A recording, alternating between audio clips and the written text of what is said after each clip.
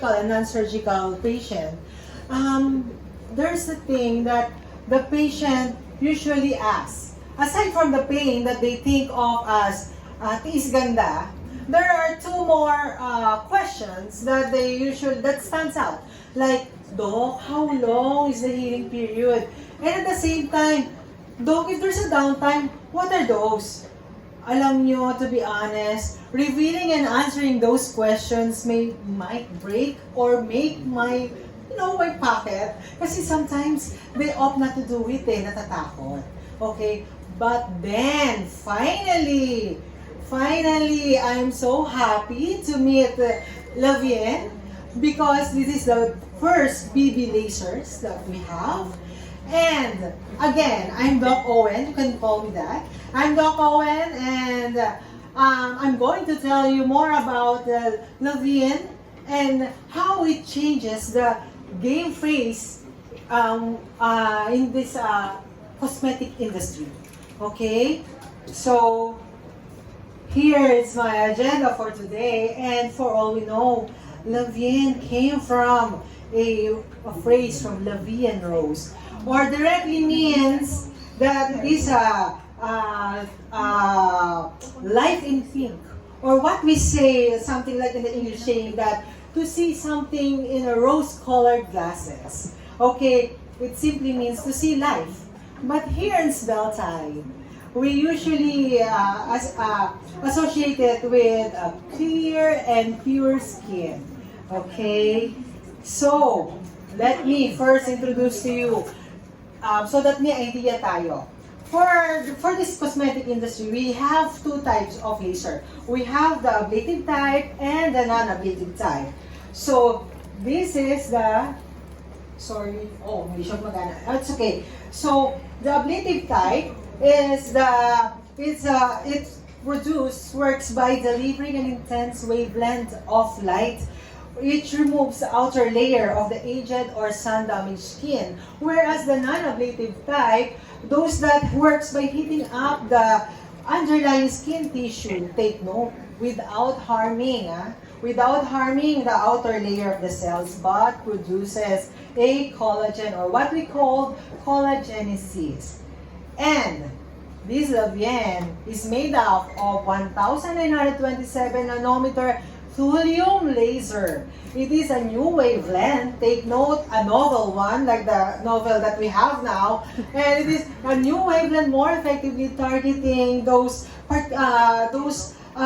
pigment lesions or those photo damage skin areas, such as like the melasmas, and it is usually seen on the first treatment.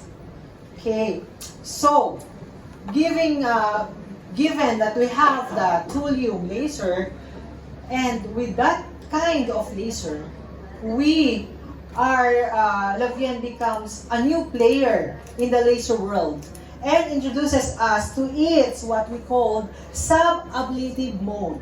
Okay? So kanina, we only have ablative and the non-ablative, right? So ngayon, eto na. We have the sub-ablative mode. Okay, para maintindihan natin ang lahat. Okay, please focus yourself on the red box. Okay, on the red box, that's the thulium which has a 1927 nanometer, and it gives us the sub-ablative mode. Okay, let's see. It targets the junction between the epidermis and the dermis. So, it leaves the outermost skin layer intact. As you have seen, it leaves the outermost layer intact while it modifies the skin below it. Okay? And with that unique subtype of laser, or ablative type of sub-ablative type of laser, it is also effective in improving our skin elasticity. Also for reducing those enlarged pores, at the same time, those fine wrinkles that we have. Okay? And this will give you the result tantamount to having a permanent layer of BB cream on the face. Hence, it is widely called to us as the BB laser. Okay? So see, with that a single rejuvenation or single procedure, you will have a mattified face. Okay? But, okay, to further discuss it, we have to compare it with the existing laser machines that we have in the country, right? So, comparing it with the non-ablative type, see, they both have the same target. Okay? Sorry ha, pwede ba ako lumapit? I'm sorry. They both have the same target, but take note, there's no harm or there's no breakage in the outer surface.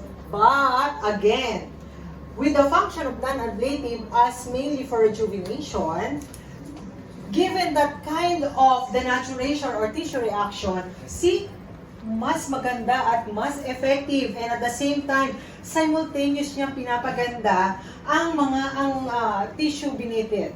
So, comparing it again with the non-ablative, it is with the same target area, with the same property that it doesn't harm the outer surface, but it has more energy, more capacity for treatment. You get that? Sorry ha, Again, dito naman ako sa kabila. Okay. Sub-ablative mode, comparing it again